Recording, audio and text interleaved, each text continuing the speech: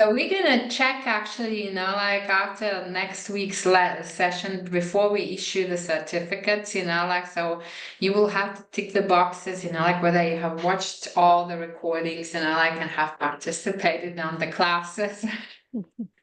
Because we don't have the exam. Do we have an exam, Yeah. Xander? Oh, we do have an exam for next week, right? It's rather a reflection, final, summary, your takeaways, your insights. Wonderful, wonderful. All right. Good. We start. Okay. Yeah, Yes. yeah. So, welcome, workshop number 11. Can you imagine? It's really a lot, almost 3 months, and each Tuesday we have met. So, thank you for your effort and time and dedication. I think it has been a wonderful time. So today we are trying to wrap it up, and the last topic for today is about creating sustainable ecosystems.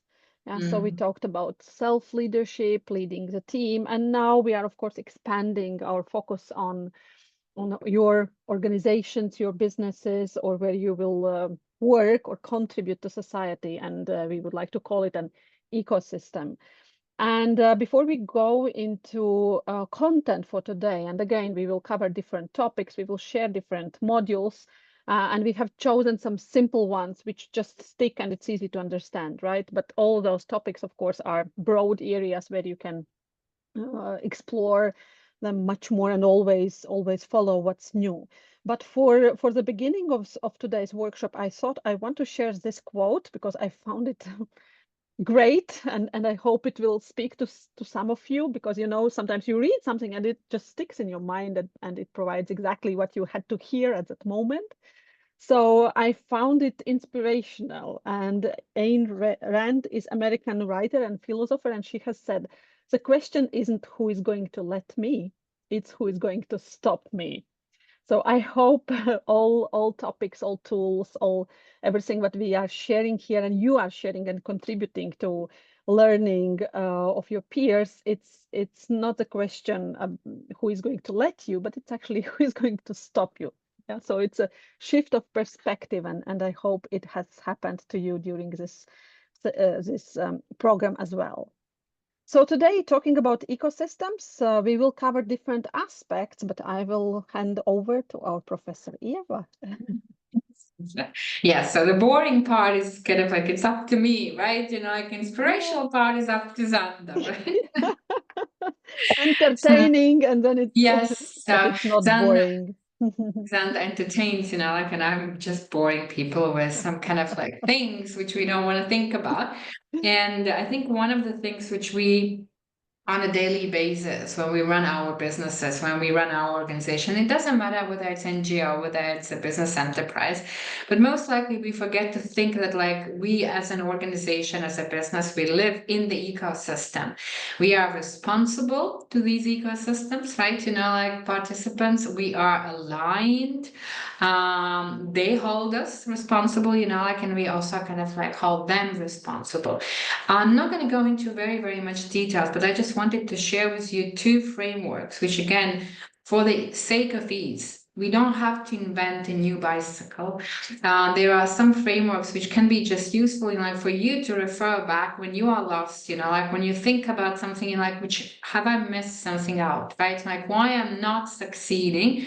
But then these two frameworks, and like where you look at yourself as the part of the stakeholders, right? Like engagement, and also assessing, like the wider holistic environment where you work. I find them really, really interesting and useful, right? Like so when we think about, let's say, organization where we live in our ecosystem, we can be thinking about our village, we can be thinking about our city, we can be thinking about our country as such. As an organization, you are linked with other stakeholders which are playing some kind of role in your success, in your regulatory environment, in the requirements as regard to you, right? Like so. And on the left, on the right, I don't know how you look that. I'm a little bit confused. So you see that the organization basically is connected with the stakeholders, right? Like these arrows both ways, right? Like so your stakeholders are customers. let's say. And most likely, like if you're a business holder, like the customer focus, like understanding what kind of product or service the customer wants and needs is the most important thing, which you're going to be thinking on a daily basis, right? But I think customers are also a very good like feedback mechanism, like where you can reach out to them during the customer service, right? Or even talking with them on a daily basis or time to time, going to give you understanding, like whether you're going into the right direction. And I want to bring one example. I remember last semester I was bringing how She Rebuilt the World. But then I was talking about her business, and we were talking about the pestle analysis, but she was talking about the customer services, and how she approaches and actually build this rapport with her customers, right? Like going to their houses, like talking, praying together. And again, this is something, like where you give the value proposition of your business, but also get some feedback too. I think, like the customer focus is very, very much important, right? Employees, and when we talked about the groups and teams, right, like how to be a great leader, like, and how to encourage, motivate your people, like, again, that there was this common statement, like, but maybe Xander can correct me if she wants, right? Like happy people are happy profits, right? Like if your people are going to be happy, if you're going to make them and motivate them to be happy, then of course, like you're going to have also, like happy profits, right?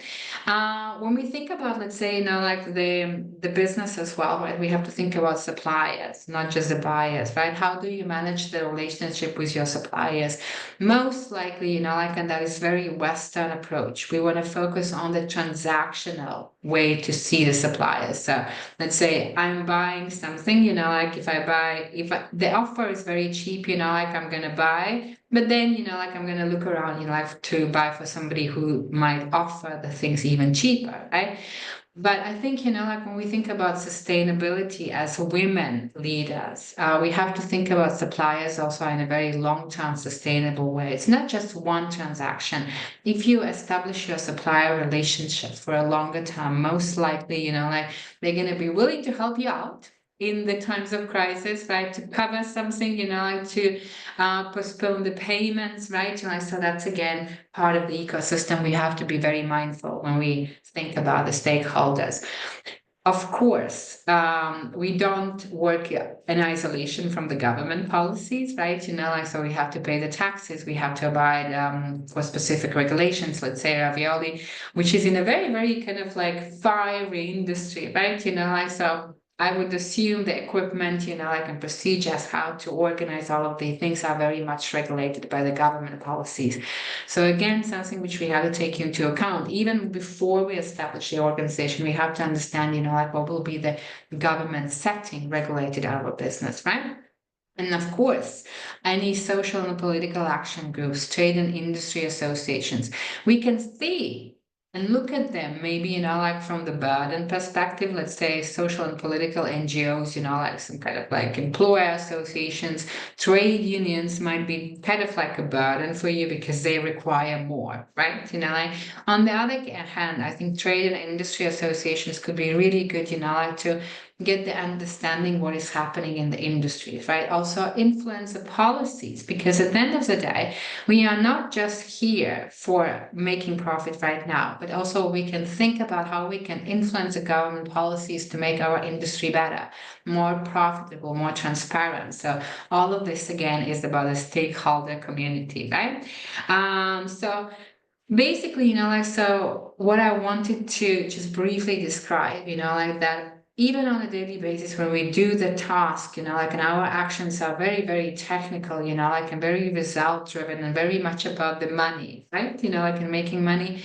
If we stop at some point of time and see in our organization as a stakeholder embodiment, and it might be also helpful for you to devise your strategies going forward, right? Like, and that's one of the things where we leaders come in to devise the strategies, like, and entice your people actually to commit to the strategy and to execute and implement the strategy too. So that's something, like where we operate, right? But let's say when we have to analyze what is happening, right? Like, well, what will our strategy is going to be about? And I know that when we were doing the Train the Trainer program together with Anna Ense from the University of Latvia, we gave the PASTEL framework to our trainers, like, and I still remember that a lot of ladies were really appreciative to understand, like, okay, so how the things can affect my business. What is the best way to think about my strategic way forward? Like, in these blocks of Castellano analysis, like categories, are very, very helpful tools. If you get lost at some point of time as a leader to think, where do we go? What do we do? What is our purpose? Like how we strategically develop our business to be sustainable and profitable. And again, just briefly to kind of like note what are these categories. And this is again something where if you are lost, you can open this slide and think, okay, so these are the stakeholders, right? Like, so what can I do to benefit from them? Or maybe, like make value proposition to them. But then the PESTEL analysis is a great tool to understand, like where you operate and what are the forces that can affect you and also can affect how you develop the strategy, right? Like, very holistically, we start with political situation, right? Like, so how the government affects your industry, what are the policy regulations and instruments? And it's not always that they are saying that you have to do this.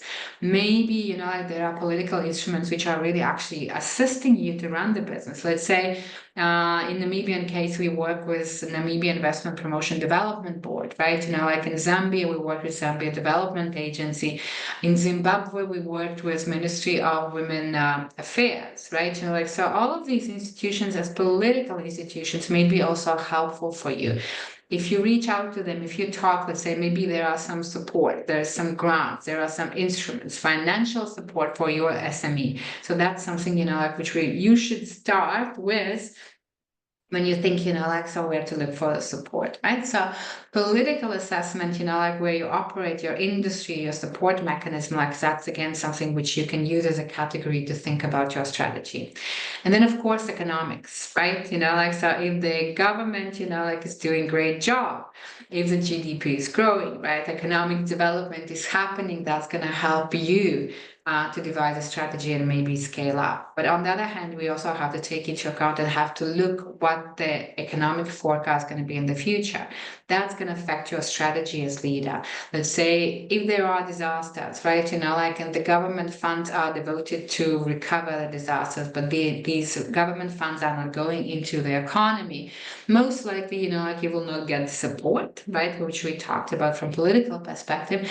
And most likely you have to think about, like in 2-3 years. So is it really the best time if economy is going down to scale up? Maybe, right? Like again, from competitors analysis, maybe from the strategic analysis, you can think if I'm going to survive, right? Like I'm going to capture the biggest market share and like, and I'm going to be strong. So economy might be even in recession, but that's the right time for me to go and do the things, right? But again, that's part of strategic assessment, looking at the economic development programs and forecasts as well, right? Social, that's another aspect, like which is aligned with the customer profile too. What is happening with the society, right? What kind of like goods, services, products are willing to buy the people, right? Also, we have to think about analyzing which is your target customer from the let's say purchasing power, right? Like, so all of this assessment is extremely important. Maybe the behaviors are changing, like as Svata said when she was looking at her business, COVID-19 times, the people didn't go out, like to look for their food in the market because they were scared. So that was the right time. Again, crisis, like all the crisis gives you the opportunity also. That crisis gave the opportunity for Vasa to develop the baskets, like services where she delivered the food, vegetables and fruit to the people, to their houses, right? Like, so social condition, the growth of the society, like the age of society, very much going to be reflecting into your customer profile, right? Technology always disrupts, but we shouldn't be afraid of the technology disruption, because when we think about the 18th, 19th century, when the Industrial Revolution started, the first one in UK, basically that was the first innovation, that was the first technology disruption. And all of the entrepreneurs who have this gut feel that I can use this wave in favor of us, of my services, of my products, they are the winning ones. And again, I think, like, so when we did the digital literacy program last fall, I think there were a lot of tools, like which you girls were able to capture and get to know more details about these tools, which are free of charge available, let's say on Google Drive, on Zoom, on MS Teams, which you can use this technology actually to make your company more efficient. And that's, again, technology aspect is very, very important, like specifically for Africa growth. And it doesn't matter whether you're in agriculture, right? I think agriculture specifically can benefit so much from the technology. So never forget the technology focus when you look at their ecosystem.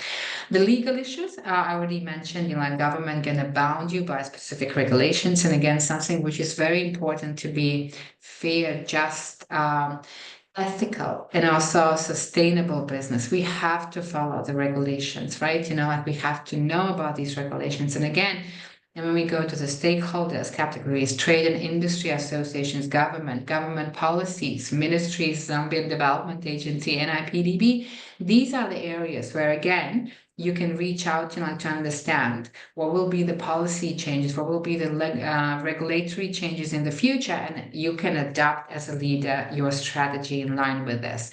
And of course, environment, right? Like, so here in Europe, we are very much scared about the pollution, right? Like, so we want to have the e-vehicles, electronic vehicles, like we want to live better, like we do take care of what we buy and how we consume the products.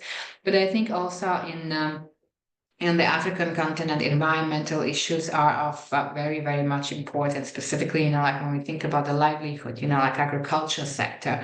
And that's, again, something when you analyze what are the trends for the environment, then you can also develop your strategy and adjust your strategy, particularly to specific environmental issues.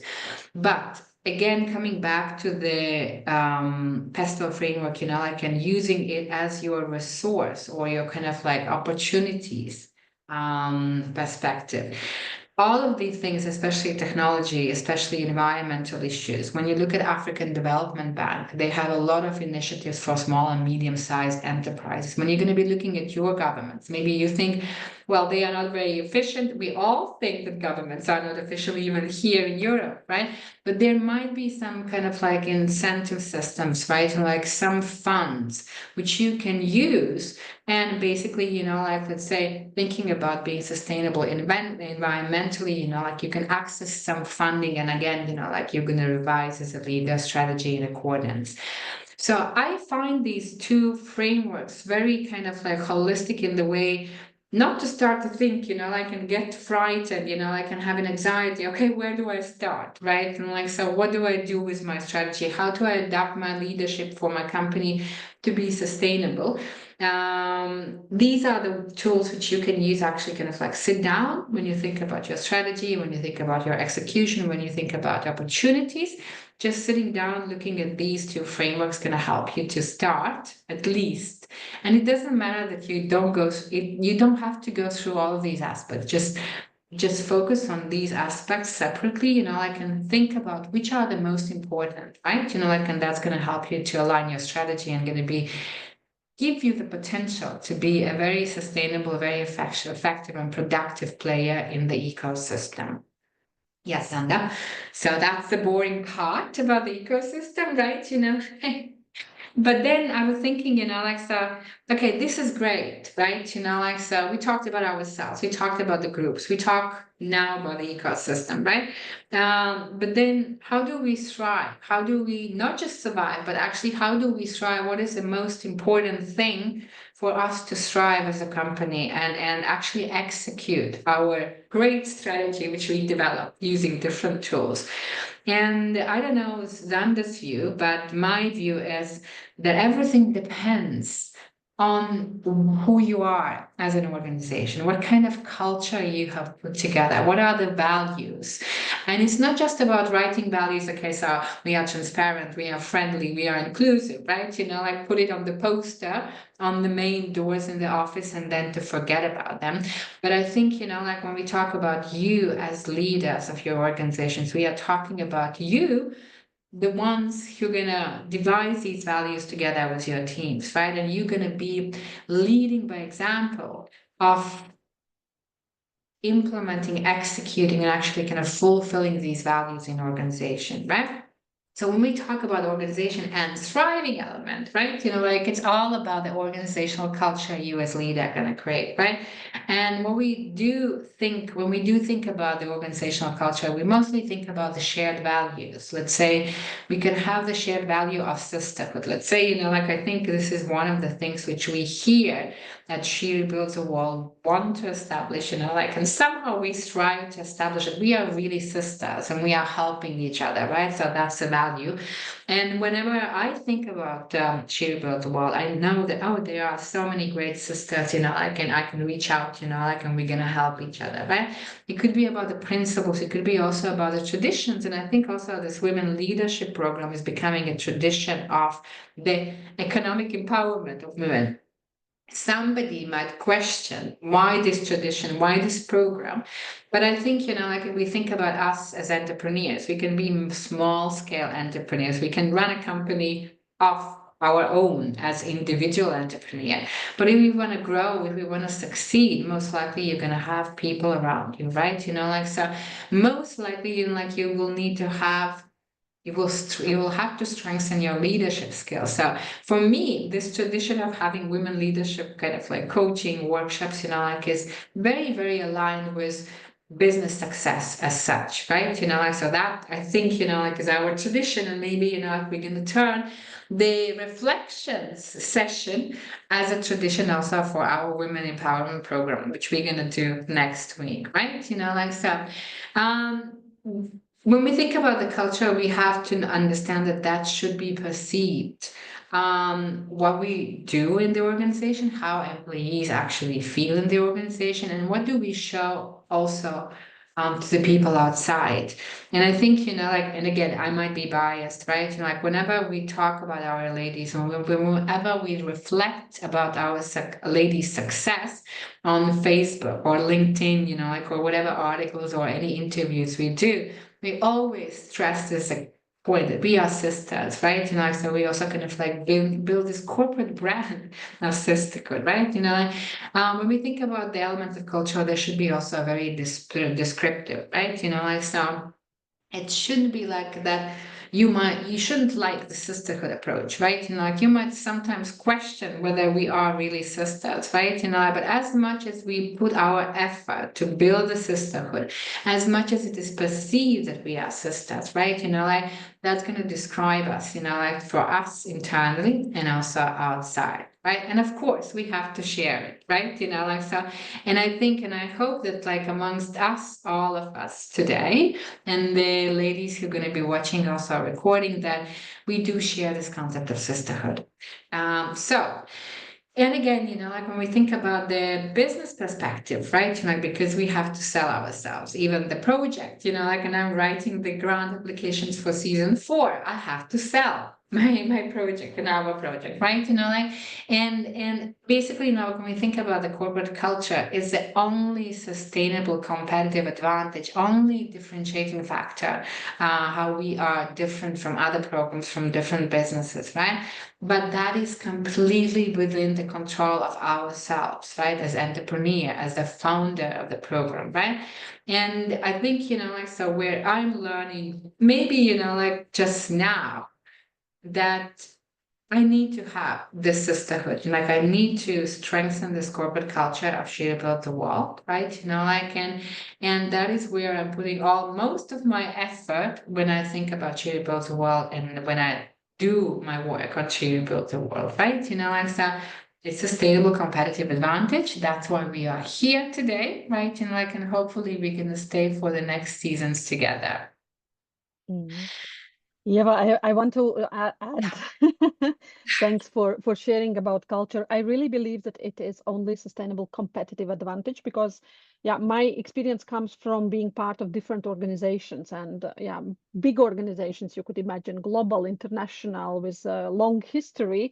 And I can compare, yes, and cultures really are different. So I have been in organization where people say, yeah, I have different offers from other companies, and it could be even financially a better offer, but I really love the company, and I'm not interested to consider anything outside because of the unique culture of this company. Yeah, so that's really a very, very strong way how to keep your customers, how to keep your employees, um, and um, and still organizational culture should be related to founders' values. And I believe you are creating this in your organization, smaller or bigger. When you join an organization, culture is already there. Yes, but then you try to feel it, you try to understand it, try to fit in that. But yeah, it's really crucial that it's not just a poster. These are not just the words which you say, but it is something what you feel, what you truly believe in. And I think you have this advantage of if you are creating your own company and it is small, then you can influence it a lot. Yeah, when the company is growing, of course, it's not so easy anymore because more people are joining. But in order to keep this unique culture, when you are building organization and you have some hiring decisions to make, yes, then very often we see that in those small organizations, founders or leaders are making very conscious decisions what kind of people are joining, yes, because in a small team, every new joiner is kind of impacting the culture and impacting the environment of that organization. Mm. Yeah, so if you have choice, it's great if you can somehow feel or check or consider values of the person whom you would like to join, and then you make the decision because that's really important. Yes, yeah, So just true. wanted to echo. Mm. Yeah, so true. So we all have to think about the corporate culture, right? So Yes, let's yes, move on. let's move on. Yeah, And again, something, like, so looking at the pestle analysis and looking also at all of the stakeholders who are involved in actually not running, but basically also running our organizations and our businesses. I know that like in COVID time, a lot of companies, a lot of organizations just felt like, oh my God, we lost ourselves, right? What to do, like, so it's completely something where nobody could predict what will be the business environment, what will be the organizational environment as such.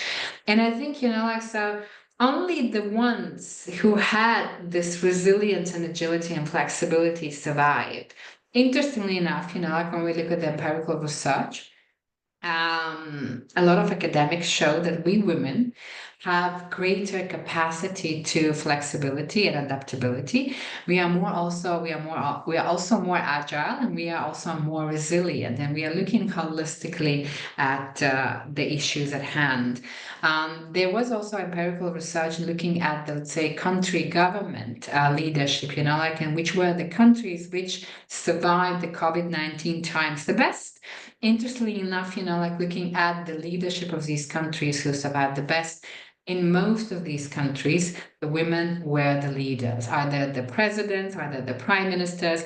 And one of the traits which was kind of like described as the best way to manage a risky environment was to look holistically at the things, and women did it. Women were looking at the groups where men leaders forgot about the children, about the elderly people, about the hospital services, about social services. But these politicians who survived the COVID-19 time the best, like these women were looking at these social issues very, very much. And that's why I think, like they survived and also got a very, very strong support from their people and followers, right? We have looked at the fixed mindset versus growth mindset, but I think, like this is something which I wanted to remind you just visually. And when you refer back to the presentation, that flexibility, agility, also building the resilience, it is something which is we are born with, but I think we also can change our neurons, change our behavioral patterns, change our kind of like habits to change, to go from the fixed mindset into the growth mindset, right? Like as we talked about the pestle, for example, right? Like the crisis, and I made the Vadzenice organization case in point. And also I think Ravioli survived, like all of this COVID-19's time, her organization actually prospered and flourished, like, and she has a lot of great ideas going forward, right? Just when you think about the fixed mindset, of course, like we're going to try to avoid challenges because that's a burden, that's a risk, right? Like, but if we open, actually turn around, like, and see the challenge as an opportunity where you can do something new. Or let's say, like, so you see that there's a new target customer segment, right? Like, so your business gonna prosper, right? Also, one of the things which I think, like, which is really important is about accepting failures, right? And that's again, not just your own failures, but also other failures. And that is a psychological security we are talking about.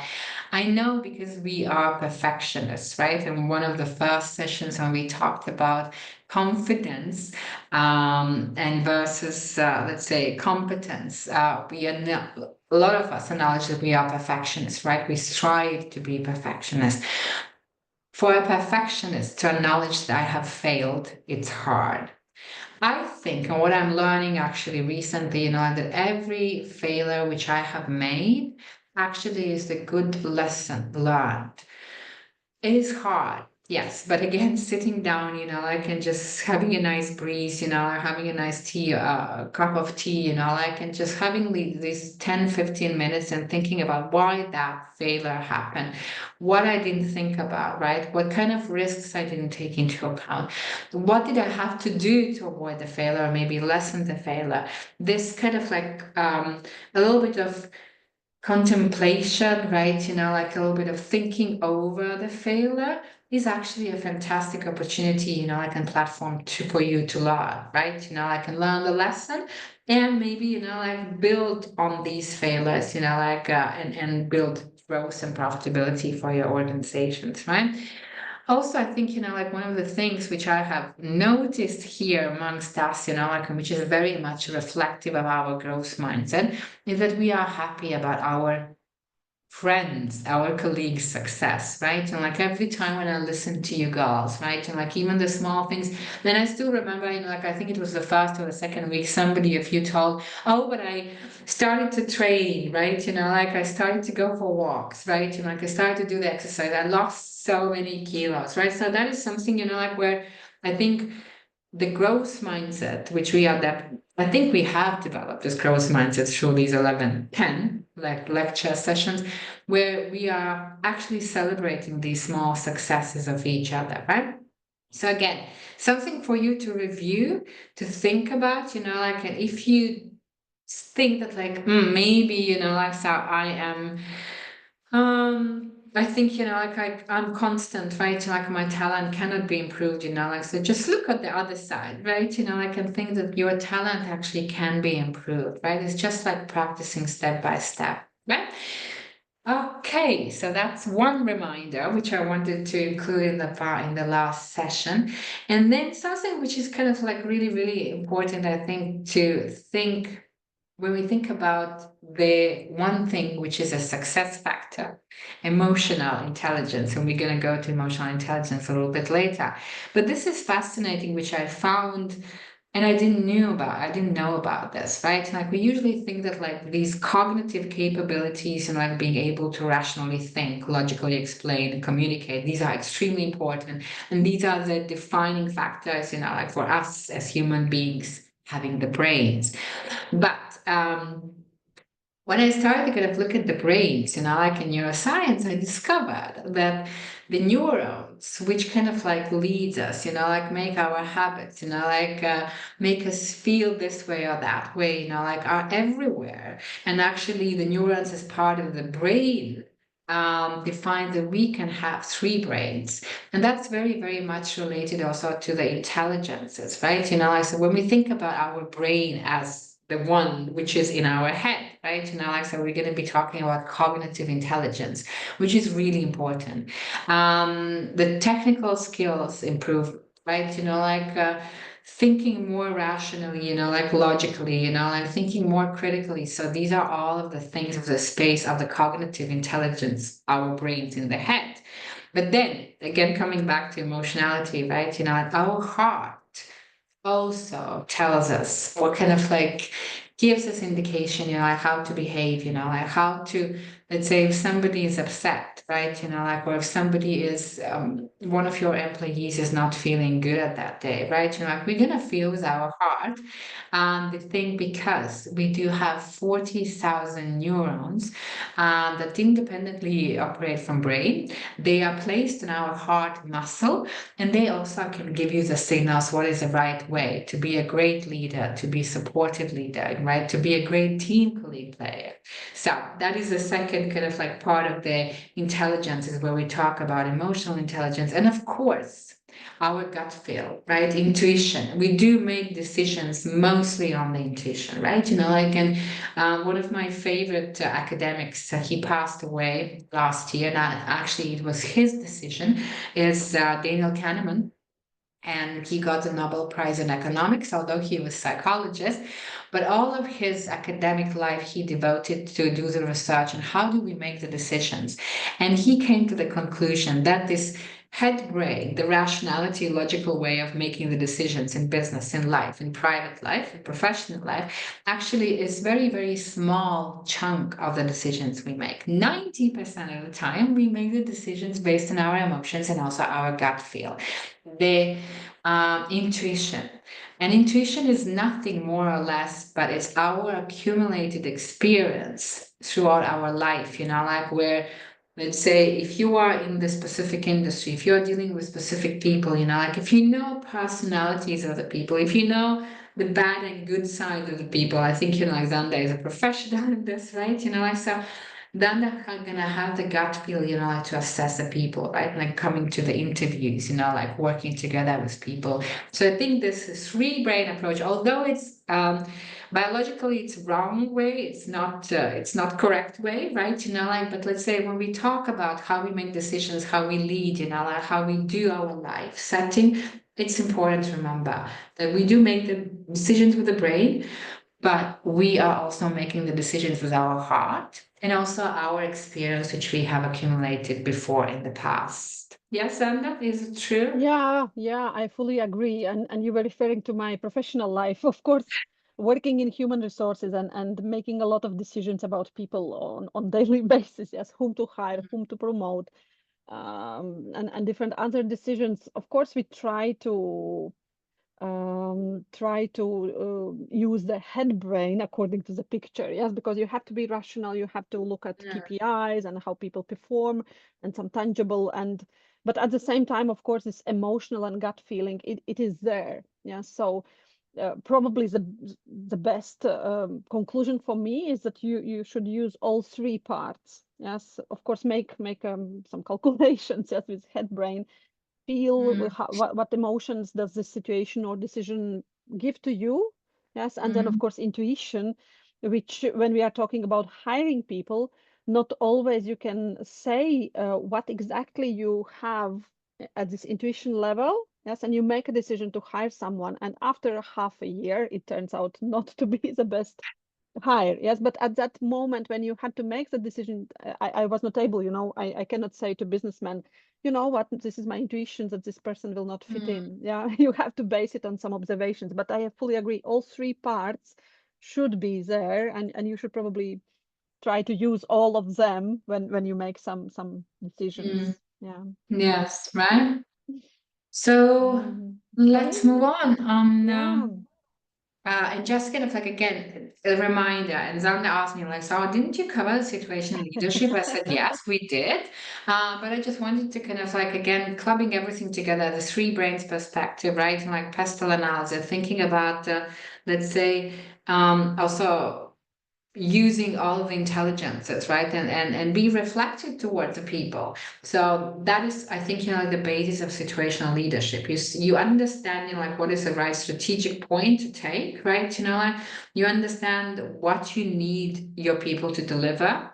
You understand how the people should deliver, and also you kick in, like your intuition and emotional intelligence to understanding like what will be the best way for the person actually to strive to deliver the best, right? Either you delegate, like whether you oversee his or her work, or maybe, like you have to direct, like and be very, very kind of like maybe a little bit micromanager for the new people, right? And again, I'm not going to go through the slide, but as a reflection, just to kind of like put together the holistic view on the ecosystem, holistic view on the intelligences and brains we do have, right? Like that's going to be helpful for you to assess, like where you are as a leader, at which stage, like, and how do you have to deal with the people.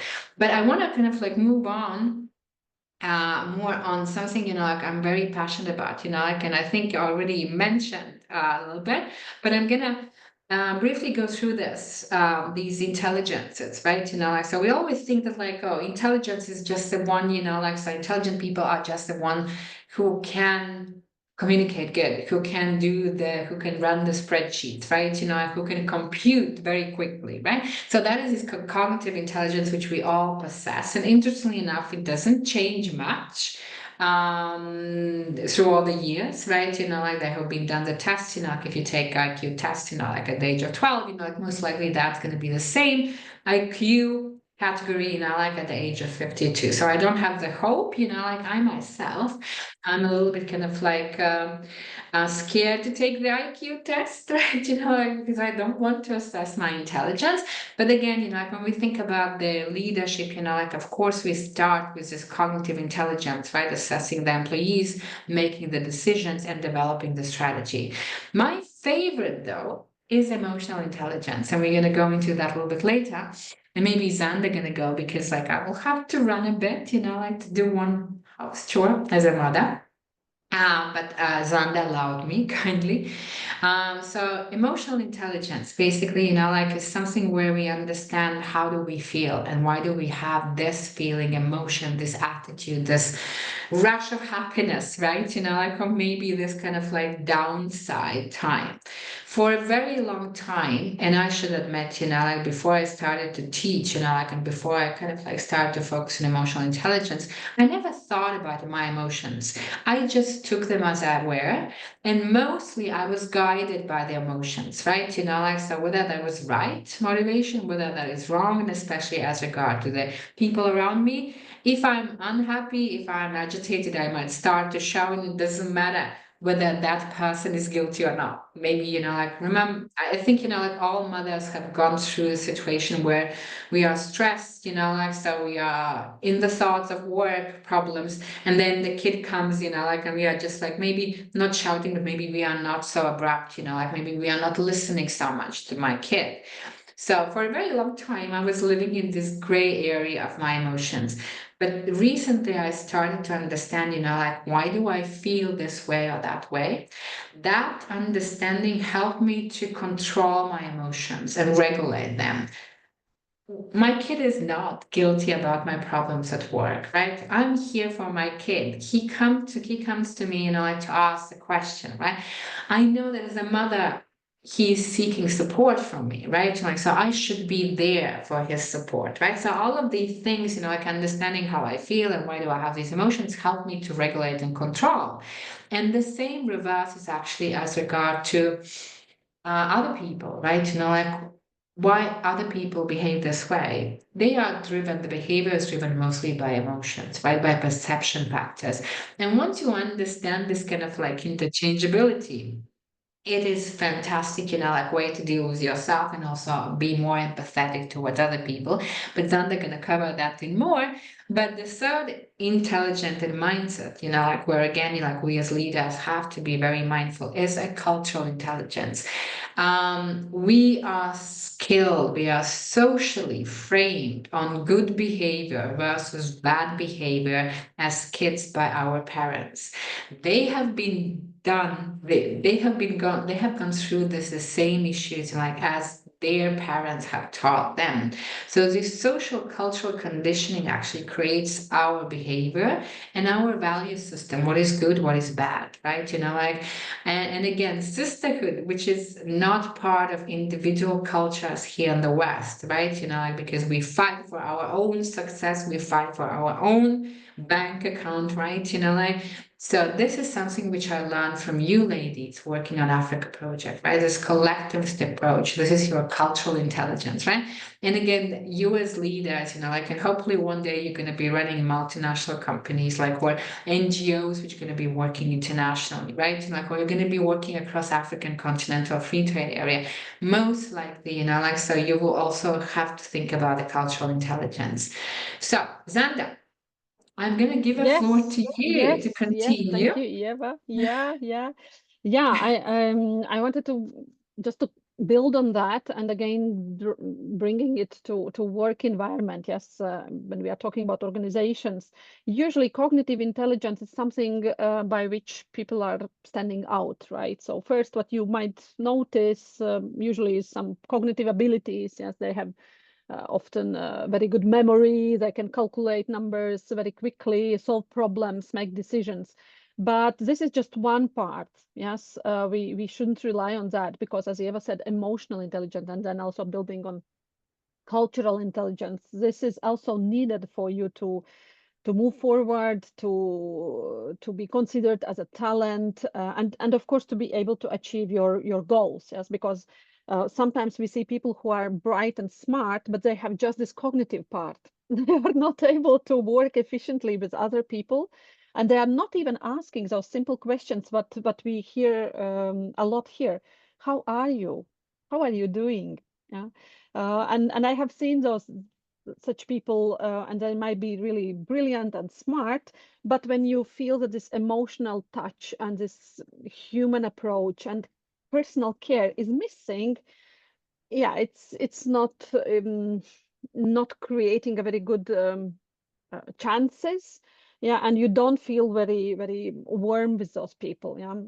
So what I want to say is that cognitive intelligence is important, of course, but we will show also later in some slides that emotional intelligence has been assessed even as much more important.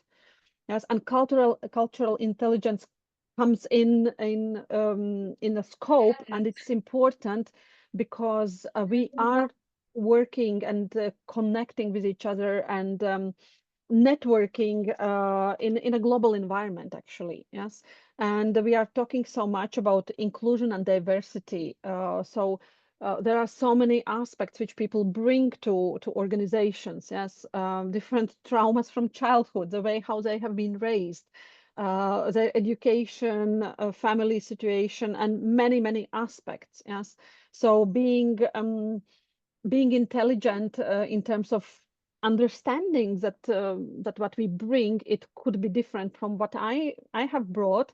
This is important, and I learned this. I recall one situation from some years ago. I had a very good colleague from Austria, and I don't recall what happened, but it was some kind of challenge or issue or problem. And she asked me, is it a cultural thing, would you say, that people do this or that? And that was the moment when I realized, oh my God, I haven't been asking this question. Yes, I sometimes judge, is it correct? Is it not correct? Good or bad?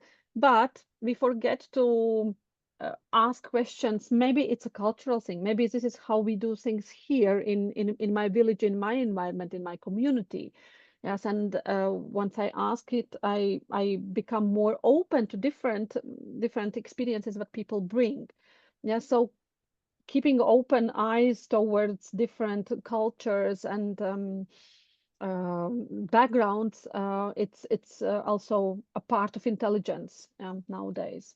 So yes, cognitive, emotional, and cultural. And today, again, when we are looking at organizations and ecosystems um, from a point of view what you can control and what you can influence, we are again looking back at you as a leader, as a business owner, or community speaker or influencing people around you, it's really important to talk about emotional intelligence and refresh our understanding, and again reflect where we are with this emotional intelligence. And if we would like to go back to basics or some kind of definitions, then we can say that emotional intelligence actually consists of 4 parts, and it always starts from this purple box, which is knowledge and personal, something personal about myself. So in order to become emotional intelligence, or in order to improve this competency, we have to start from ourselves, understanding what emotions do I feel, exactly as Eva described. Yes, trying to ask yourself, okay, what does it mean for me? What does this emotion tell me right now? Because actually emotions are signals which our body is sending to us, and it happens in so fast that we don't even notice. Yes, but actually emotions, we can say that emotions are data or information. Yes, when something happens around us, our body is immediately sending the signal. For example, if there is a risk to our lives, yes, it's immediately some kind of anger or readiness to fight, yes, and a high level of energy. So it's just our body tries to help us to stand for our values, stand for something what is important for us. But when I understand it, yes, when I understand where does it come from, then of course I can do something with those emotions. But it always starts from knowledge of self, self-assessment, self-confidence, really understanding what emotions I feel right now and what could it mean? What could be the reasons why exactly I'm feeling those emotions? And Yeah. it's I have heard that some people are saying that we are not emotionally very literate. Yes, I'm not sure how it happens, or how it could be in your area or in your communities, but I would say that here in my network, we only recently, some years ago, started to educate ourselves on emotions, how many different emotions we are able to name. Yeah. So in order to start with yourself, you have to also understand how many emotions are there, and of course it's a lot. Yeah, so some of those are anger, love, happiness, sadness, yeah, sadness, and um, yeah, probably those. But when you want to go deeper, of course, you will see that there are much more different nuances of those emotions. Yes. So self-awareness is always the first point where we start when we would like to increase our emotional intelligence. And when we have understood what exactly are emotions which I feel right now, what could be the reasons or what has triggered those emotions, then we go down to self-control. We are able to manage. So we are not able to manage something what we don't understand, don't identify, don't recognize. So that's why we start with self-awareness. But when we are self-aware, we are able to control those emotions. Yes, and exactly as Eva said, this example with a kid. Yes, I'm probably tired, and it has been a hectic day and hard day at work. But when I am in a situation when my kid is approaching me, yes, and he needs support, he needs attention from me, I if I am emotionally intelligent and able to control it, then of course I can not let it out immediately when someone is approaching. And this is what happens quite often, probably on during the daily life and on streets and in a grocery stores. Yes, people are triggered immediately by someone who I don't know did something wrong, or the cashier who is working very slowly. Yes, we are not sometimes able to control our emotions, and it just goes out. Yeah, but of course, if we talk about emotionally intelligent people, management of our emotions, controlling, making a pause between the stimulus and our answer. Yes, count to 10 is a very common advice, which probably is not something what you want to hear when you are high at emotions, but it's really good to give yourself a pause before you let something out. Yeah, because yeah, this is how you can control something what is inside you. So integrity, achievement, adaptability, initiative and innovation, learning orientation, all those are aspects of this personal competence, how we can manage our emotions. And only when we have gone through those two blocks, yes, self-awareness and self-control, we are able to identify, to see and to perceive emotions of other people. Yes. When we are interacting with other people and we see that they have some emotions. It could be joy, it could be anger, it could be frustration. Yes, we are able to see them, to acknowledge them, and to show some empathy. Yeah. And also appreciate that they can feel those emotions, and there should be a reason for that. So we are probably here and we are ready to talk about this. Yeah, because very often people just need to talk it out, and that's it. They don't need advices, they don't need someone who is, I don't know, tapping on the shoulder. But very often, what we see on daily communication, people need to vent out, and they can do it only with people with whom they feel safe. Yeah, because openly sharing what I feel right now, it needs a safe environment and high level of trust.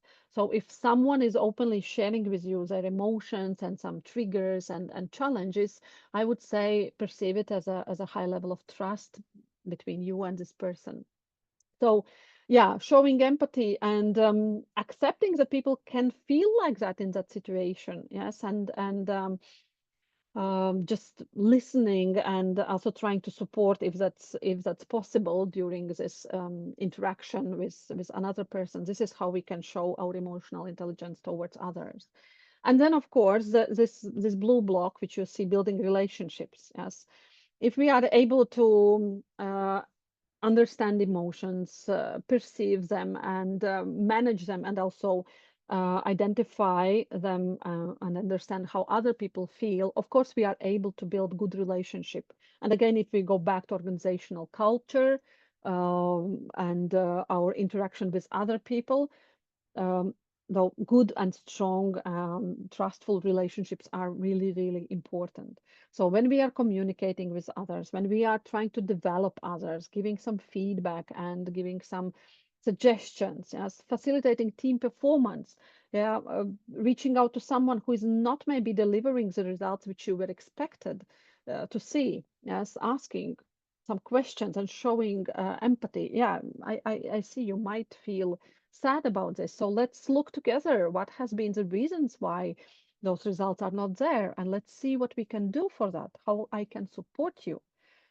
Managing conflicts. Last time we talked about conflicts, yes, and again, conflicts are most often the ones, those situations which are triggering some high level of anxiety and yeah, not feeling good with that. But if you recall from last time, our life is full of different conflicts, right? And different situations where different opinions are here. So if I approach it with emotionally intelligent people approach, probably we can solve the conflict, we can talk it through, we can listen to each other, and we can understand different perspectives much more efficiently, comparing to situations when we are not emotionally intelligent. Yes. Influencing other people. Yeah, we talked last time as well about influencing, but it is based on trust. So in order to build trust, yes, you have to show emotional intelligence. Catalyzing change and inspirational leadership. Yes, those are different aspects of building relationship. And if we go back to you as a leader of smaller or bigger organization, definitely people around you would like to see you as emotionally intelligent leader, because based on my own observations, experience, and corporate experience for more than 20 years, I can say that people really appreciate if leaders are able to manage their emotions, to understand other people's emotions, and also build relationships based on emotional intelligence.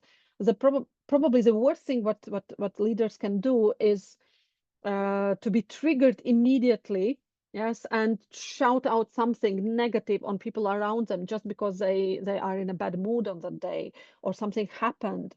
So that's really a mastery to be able deal with your emotions and not to let other people see it or feel it. And maybe one example I can bring, and I know that I have mentioned this colleague or manager already in previous workshops, but it's still probably one of best leadership role models in my life, what I have seen. And you know that in organizations there is an annual performance evaluation, yes, and managers are usually evaluating employees' performance throughout the year and giving some grade, which could be in a level of delivered or satisfactory.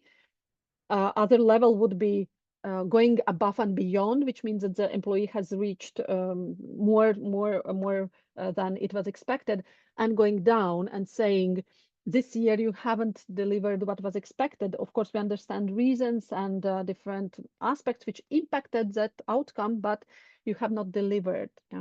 And this role model, this leader, which I have in my mind, I know that he received this below expectations rating because really that was a tough year. That was before pandemic, but yeah, market was challenging and things didn't go as expected, and business didn't reach the desired results. And I knew it just because my manager told it to me, but I never ever felt from this leader that he received this bad rating.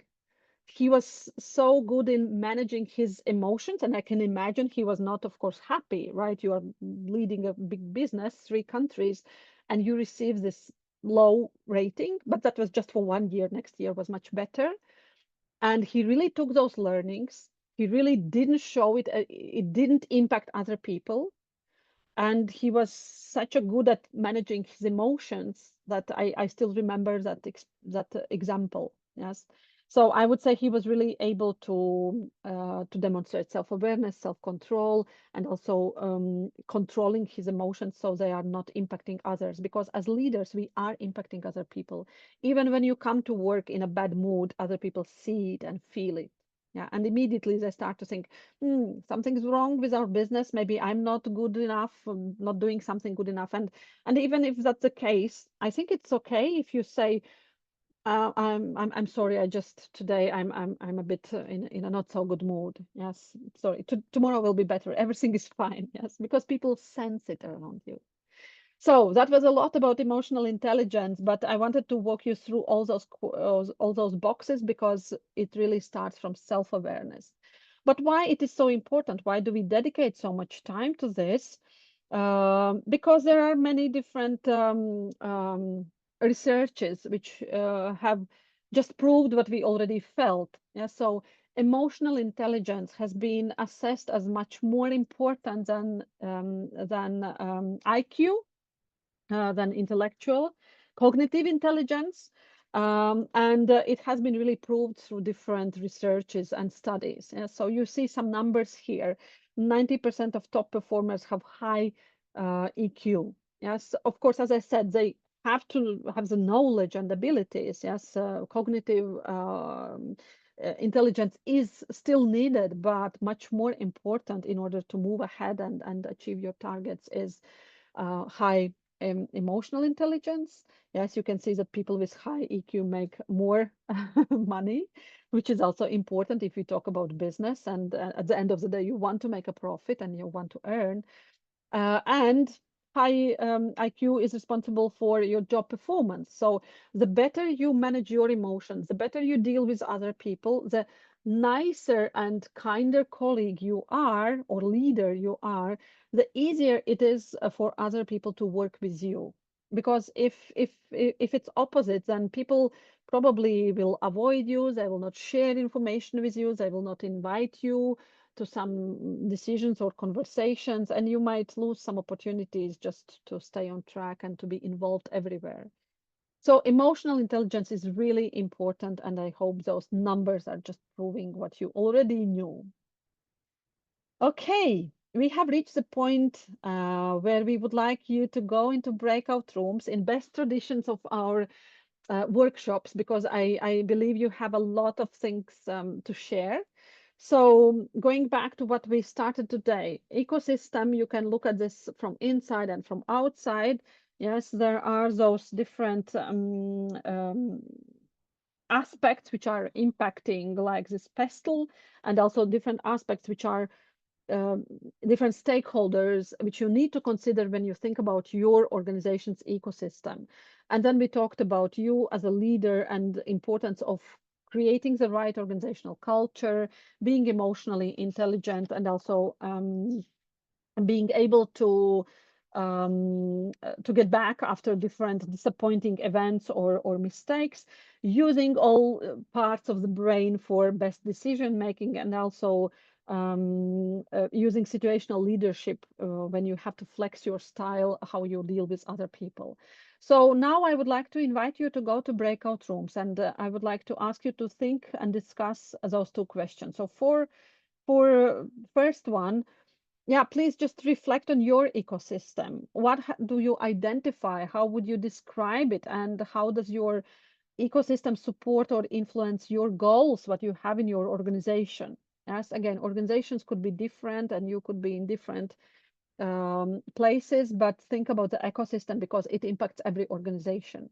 And the second question, what would you like to change? So you are analyzing, you are quickly assessing your ecosystem, and of course the next question to get added value from this exercise, what changes would you like to see, and how could you do it? What resources you might need, what could help you. So just open up and start this discussion, because I believe that this cognitive process will continue even after today's call. We just need to trigger that, and at some point probably some good ideas will come into your mind.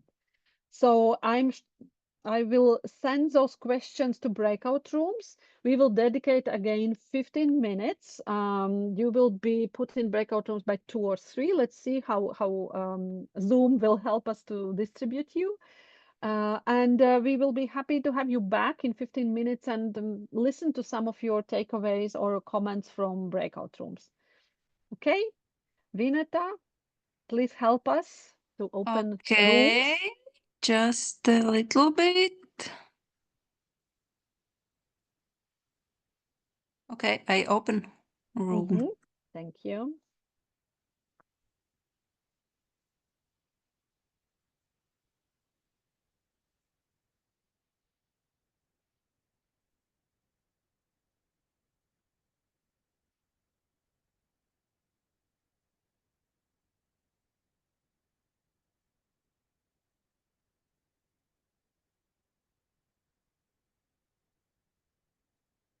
I see that Ruth is alone in room 9. I see, Should we yes. send her? Oh Oh no, no, Penina has joined. All it's good, all good. Thank you. yes, yes. And there's Toshi, Margaret, Margaret can you join rooms? Do you see it on your screen?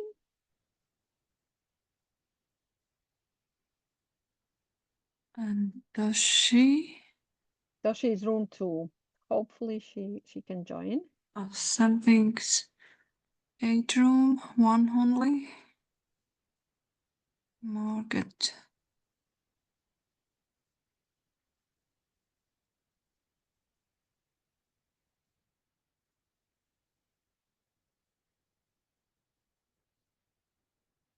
Toshi, are you here? Can you hear us?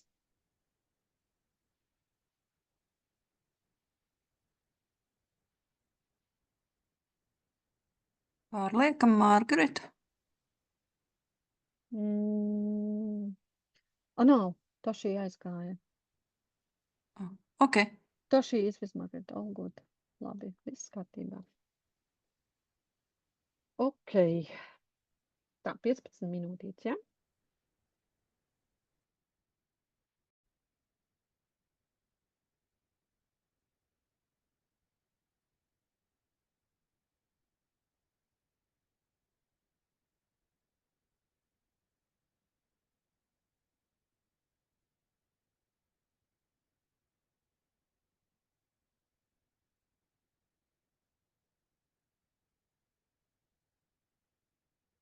So breakout rooms are closed and it's probably still a few seconds and colleagues will join. Yeah, 20 seconds.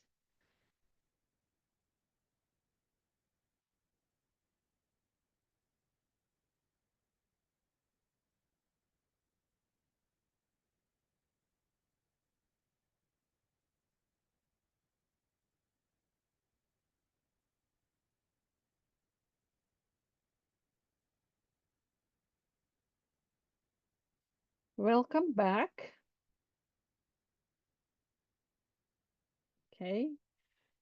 Yeah, it looks like everyone is back, and I hope you had a fruitful discussion. And yeah, it would be great if someone could share what you were discussing and maybe some findings or ideas, because it could sparkle some new ideas in other people around you.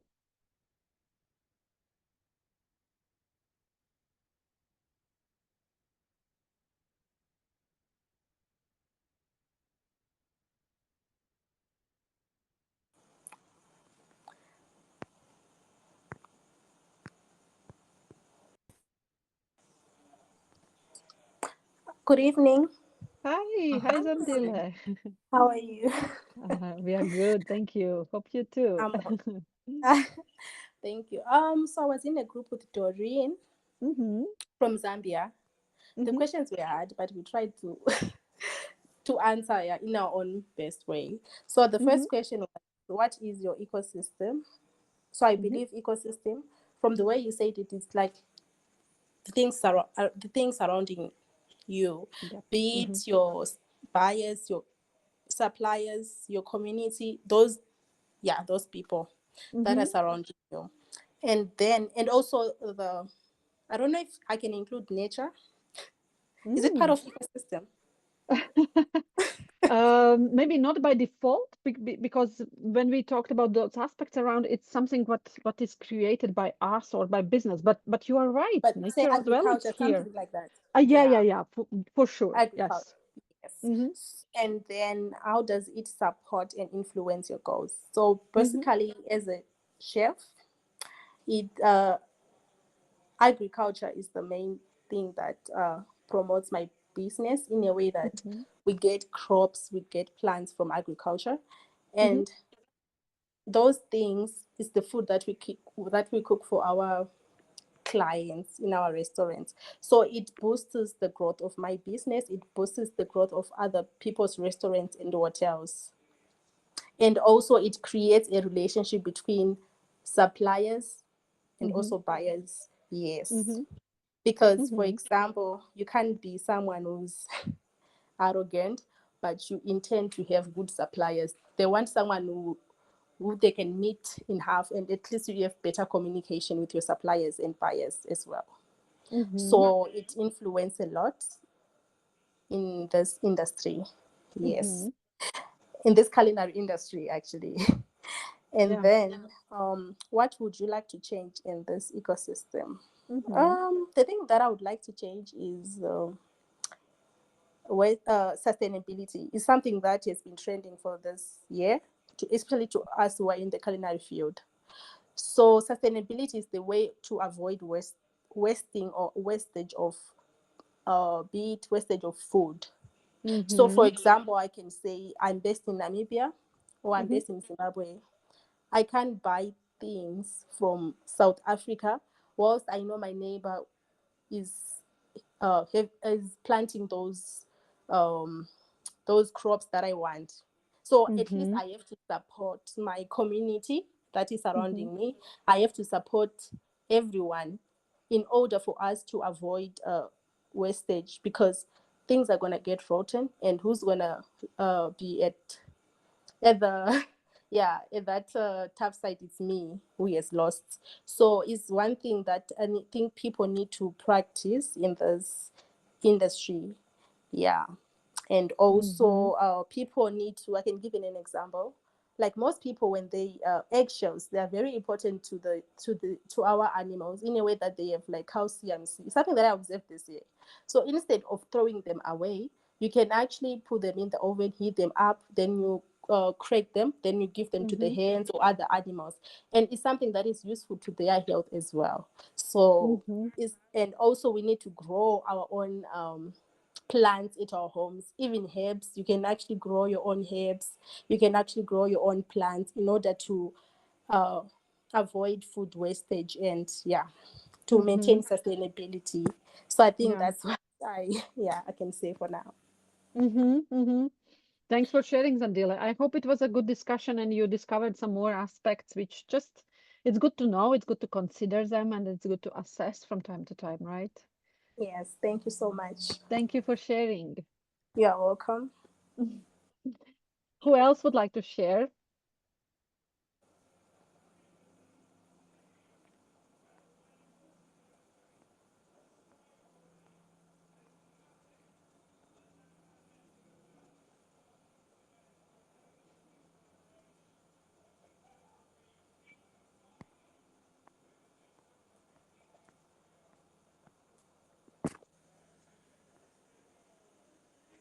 Can I share?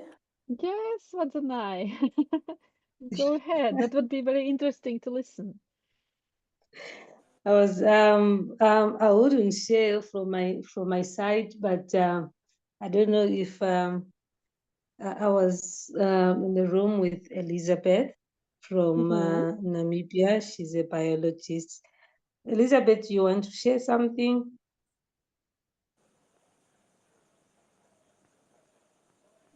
Hi. Elizabeth? Yes. You're Sorry putting me to on put the you. spot now. Yeah, but thank you. Thank you very much. I was actually telling Wazanai that this is I'm a first-time attendee. Oh, okay. And it was really, the presentation was very insightful, and I could really relate to it spoke volumes to me. I'm actually a geologist by profession. Worked for 17 years.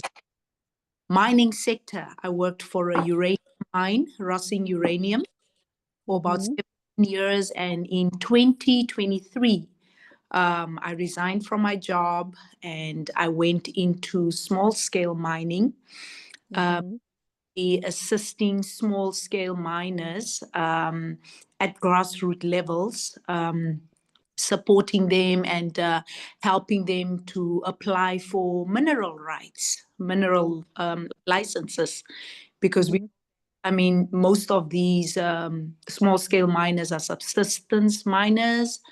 They don't really have, most of them, it's they just, the way they mine, even the practices that they employ when they mine. So they still use very much traditional ways of mining, artisanal. And so for me, essentially, it is, I resigned from my job and I went into the entrepreneurial space. I do that, and I also work as a consultant. I ventured into environmental impact assessments, something that was completely out of my sphere of what I used to do at the mine, although I had some exposure to the environment and obviously employing best mining practices, sustainable mining practices. But for me, now that I'm an entrepreneur and how I can support small-scale miners that have to compete with these big mines, just to really also, in terms of market access, in terms of getting good price for their products. So it's mostly in what is it? Gemstones.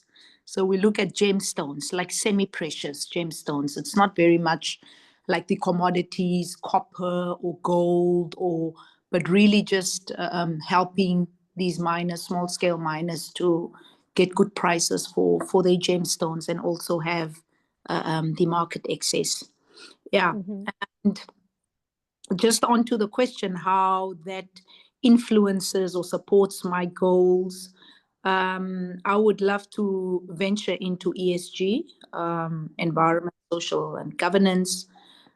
So what I'm currently doing in the environmental impact assessment space is actually helping me a lot. The exposure, the skills, the knowledge, and also working with other stakeholders.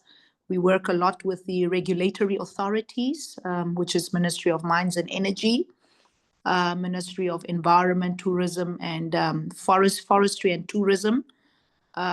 So those stakeholders, and then with the communities in rural areas who are small scale miners, and also being able to help them and teach them on how to mine sustainably, how to protect the environment, not just to dig things and leave open holes, but actually to regulate. So it goes very much in a line, or it's very well aligned with my long-term goals. Yeah. And did you identify something what you would like to change as well? Yeah, I think you mentioned something about when you were talking about what you'd want to change, which really touched me in terms of regulatory compliance. They're just making sure that the small scale miners are compliant, and with things to do with safety requirements, environmental, labor standard, which you said it will improve their income. Yeah. Oh yeah, you can go ahead. Yeah. You listened. You really listened. Yeah, I listened. Well, yeah. So for small scale miners, if what I would want to change, or if we can have the large companies like the big mines, if they can have structures in place. I know that they, as part of the corporate social responsibilities, that they do certain things, but I think for me, what I would like to see or change is where the big companies, I can give you an example. There's Nabagap Gold Mine. Nabagap Gold Mine is situated in Karabip. It's a small town. About 17 kilometers from Karabip, there's a community of small-scale miners. And these people still use traditional old ways of mining. So if the big mines can maybe partner with these small-scale miners and assist them in terms of equipment, like maybe if they have, for example, an excavator, which is almost close to its end of life, they can then help these small-scale miners with equipment. They can also teach them on mining practices, how to also environmentally and sustainably, how to take care of the environment.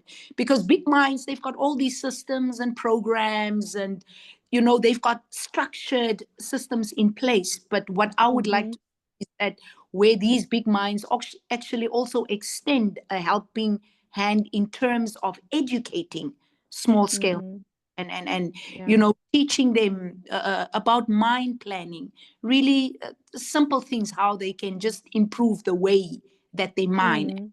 And even with regulatory, teach them on to how to get like a mining license. I know that there are associations, mining associations, that do that.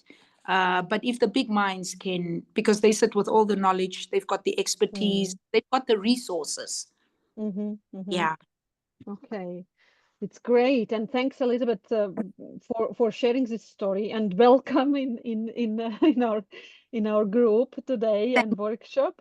I hope you will have access to everything that we have covered so far as well. And Vadzana, thank you for inviting Elizabeth to share. It's really interesting, and we are covering wide range of different industries, right? And I'm happy to hear that you have identified how big organizations can pay back to, sometimes we say pay back to community just by sharing their knowledge. Yes, it probably doesn't cost anything, just organizing some opportunities to educate, to share best practices, and in this way help communities around you, right? So Yeah. that's a good idea. I hope there will be opportunities for that idea to move forward with, and some to be performed. Yeah. Okay. Thank you, Thank you so Zanda. much. Thank you. That was really nice to hear what you discussed. And you see that our topics are more and more broad when we have those breakout rooms. Yes, we started from goals and Wheel of Life, and now we are discussing about sharing knowledge between big organizations and small organizations. So you see there is a huge scale, I would say, increase in scale and topics which we are covering. So that's great to see. Okay, I will share back my screen, and I'm looking at time. We still have some 15 minutes, and yeah, let me just pull up slides, and I will share what else we have uh, prepared for today, and not so much. It's just more about helping you to find resources. But okay, regarding ecosystems. I'm really happy to hear that you had a good discussion. And as I said, when you start thinking about this, more and more good ideas definitely will come into your mind. Yeah, it's good from time to time to reassess all those aspects which we talked about. Yeah, to stop and pause and think how it's working for you, what you should consider, how you can prepare for future, because everything is changing all the time, and it's really good to be aware. Yes, Karin, you have raised your Yes, hand. I wanted just only to recommend Okay. to Karen Elizabeth that with our new government, I think there is a positive change now, political wise.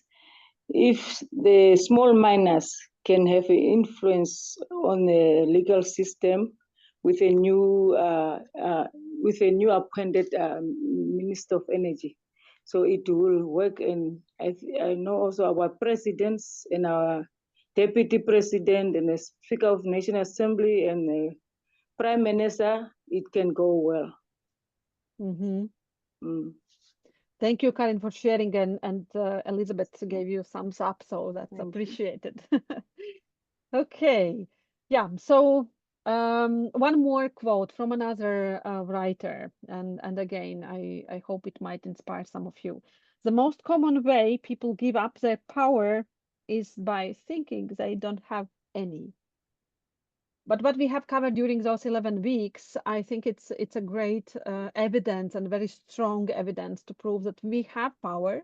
There are so many different things that we can achieve, and it depends on so many different aspects. But one of most important aspects and one of most important key success criteria is our own belief and confidence what we have in ourselves.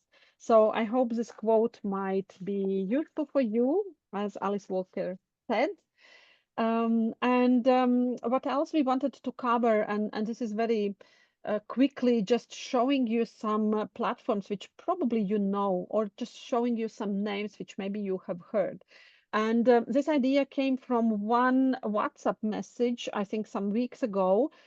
Someone asked about some trainings where you could strengthen your skills and where you could learn more about different things. And that was in particular about coaching. And we thought maybe we will share just few ideas what you can use and where you can access different trainings, different courses, longer, shorter, on any topic what is interesting for you, because those platforms are covering a lot. Maybe you know it, but maybe it's just a reminder for some of you. But there are two platforms which are actually working very well and offering a wide range of different topics. One is Udemy, and when you will receive a deck from today, you will have links as well. Yeah, so you see on the bottom of the screen there is a link, and just a few print screens, because I believe that everyone can just search through this web page. But Udemy is one of most popular platforms which are offering different trainings. But of course, what I would like to advertise and encourage you to use, many trainings are offered for free. If you are not eager to get a certificate, some kind of official document at the end when you have passed this online training on your own speed, on your own availability, then you can get a lot of trainings for free. And this is just a print screen. If you Google coaching, not Google, but if you put in a search bar coaching, yes, you can see a lot of different areas which coaching as a term is covering. Yes, you can see it's here life coaching, confidence and visibility. There are a lot of different other coaching kind of areas. So this is just an encouragement when you have time and when you know you will be able to dedicate some resources. I mean, usually it's time, yes, because online trainings are requiring quite a strong self-discipline. It's easy to subscribe, but it's not so easy to stick with your dedication to pass this training. But Udemy is one, and you can see ratings, you can see different aspects, yes, around each module which is offered in this platform. So Udemy is one of them. And another one, which is yeah, as well huge and very well known, probably Coursera. Again, you can find more courses when you press on a link or just search, but this is what I could see. Again, coaching skills for managers, yes, different coaching practices. You can even search for different languages, and you will always see what is available for free, and how much time will it take, what is the learning schedule, how many videos, how many lectures you can see. So the offering is very rich and really a lot of things you can find. But as I said, it's a matter of your discipline, because nowadays the knowledge is there. Yes, YouTube, Coursera, Udemy, a lot of blogs and other platforms are offering you enormous amount of different free of charge trainings. Yes, and this is just one area when we look into coaching. So I hope it could be useful for some of you. And just one more, you can Google more of them, but those are probably the biggest ones and well-known names of different platforms. Yeah, so this is one more where you can see free life coaching courses. Yes, so different aspects of coaching you can cover if you find time and if you decide to look at those platforms. Yes, of course, for payment as well, it's available, but quite often the main difference is you just pass the course and that's it, or you would like to get an official certificate at the end. Yes, because if you want to get a certificate, then in some cases you have to pay. But you could see, I think it was Udemy, where they are offering different discounts. When I was checking just this coaching course offering, I saw that some courses are offered for 10 euros, and this is with a quite big discount. Yes, you can see courses from 9.99. So that's just a comment that it's like a marketplace where you have different discounts. But as I said, a lot of things you can find for free.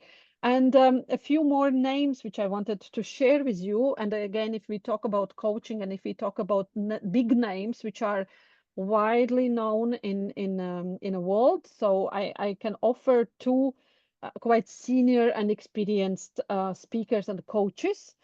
And just sharing names because you see links on the bottom of the slide, and if you just Google, you will find a lot of different free of charge videos or speeches what those people have delivered. So one is Marshall Goldsmith. He is business coach, worked with a lot of senior leaders and has published some books and link, which is here on a slide. You see a huge amount of different videos, so different speeches that Marshall Goldsmith has delivered. Yes, and yeah, he is leadership coach. And on the other side of this slide, you see Marilyn Atkinson. I think she's even older than 90 years. So both of them are really already into quite a respectful age, yes, but still they are delivering speeches. And I have met Marilyn in my life as well, so I'm quite lucky. She was in, I think it was Bulgaria some time ago. She has founded the Ericsson Coaching International. This is I would say one of the biggest coaching schools. Yes, and Madeline is still actively delivering different courses and giving speeches. And by the way, she's also very concerned about climate changes and sustainability. Yes. So again, you see the link on a screen, which is called resources. In each of those web pages, you can access different videos, different blogs and articles and yeah, recordings, what you can use. So this is just my invitation. Explore free of charge different resources available, really a big amount of information, learnings, and listening to those famous people who have achieved a lot in their professional lives, and they are also sharing this with other people. You can follow them in LinkedIn if you use LinkedIn, yes, and many organizations are offering free courses all the time. You just have to follow the right, right names, right companies. But yeah, enormous amount of information is there. It just requires time and our dedication to this. And last time we shared also different TED Talks, and this is again an advertisement where to get an inspiration and where to hear some bright ideas. Use TED Talks as another platform. Yes, so they are releasing a lot of new videos each year, and this is the way how people become famous and especially scientists.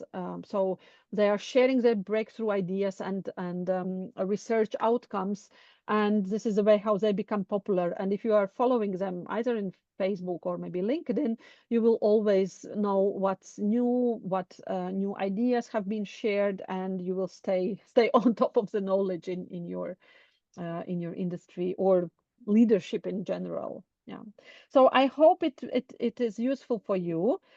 And those resources will be used and will be really a great support, because nowadays, as I said, information is there.